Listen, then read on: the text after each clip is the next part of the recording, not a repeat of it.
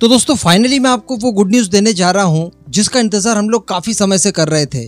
बताया जा रहा है कि भारत की जीडीपी 2023 में 3.75 ट्रिलियन डॉलर्स पार कर चुकी है। जी हाँ, ये ऑफिशियल आंकड़ा आ चुका है और इसे जारी किया गया है खुद हमारी वित्त मंत्री निर्मला सीतारमण जी की तरफ से। मुझे पता है यहाँ पर अब आपका कमेंट क्या होगा। आप कमेंट ये करेंगे कि हमारी जीडीपी तो ऑलरेडी 3.77 ट्रिलियन डॉलर्स हो चुकी है, जो कि लास्ट वीडियो में भी आपने इस तरह के कमेंट किए थे।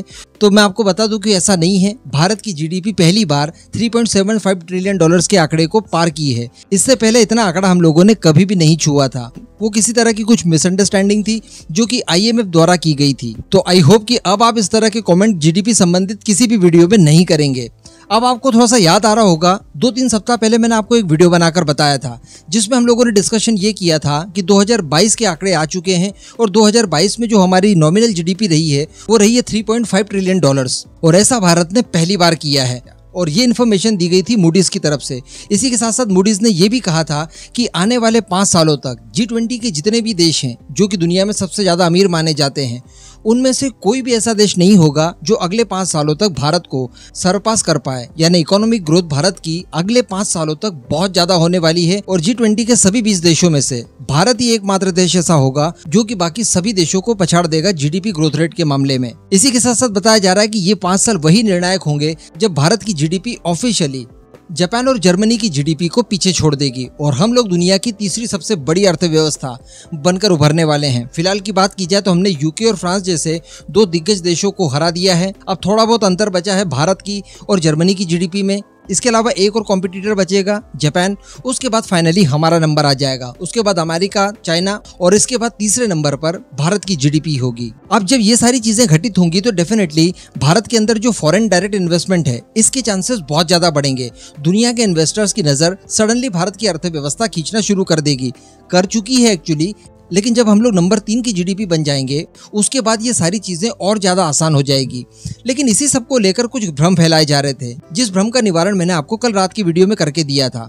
बताया ये जा रहा था कि एफडीआई तो भारत के अंदर आने के लिए बहुत सारे स्कोप दिखाई दे रहे हैं। भारत के अंदर बेहतरीन इंफ्रास्ट्रक्चर है, स्किल्ड वर्कफोर्स है, साथ ही बिजली पानी जैसी जो बेसिक सुविधाएं हैं उनकी भी कोई कमी भारत के अंदर नहीं है। लेकिन भारत के अंदर एक प्रॉब्लम निकलकर सामने आ रही है और वो बताया जा रहा था ब्यूरोक्रेसी को लेकर। यानी जो भारत के अंदर बाबू कल्चर चलता है, जो लेट लतीफी होती है परमिशन देने में या बाकी की सहूलत देने में, ये सारी चीजें हमारी प्रगति में बाधक बन रही है। और इससे भारत को नुकसान ये हो रहा है कि जो कंपनीज भारत आना चाहती है या फिर चाइना छोड़कर किसी दूसरे देश की तलाश कर रही है, वो कंपनियां भारत ना आकर इंडोनेशिया या फिर वियतनाम जैसे देशों को चुन रही है।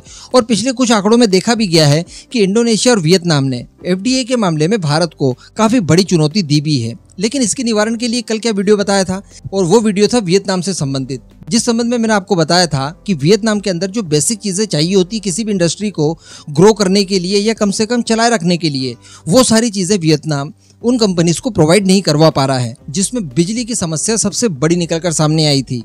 यानी वियतनाम अपने इंडस्ट्रियल एरियाज में सुबह के 5-5 घंटे तक बिजली की कटौती करने के लिए मजबूर हो चुका है।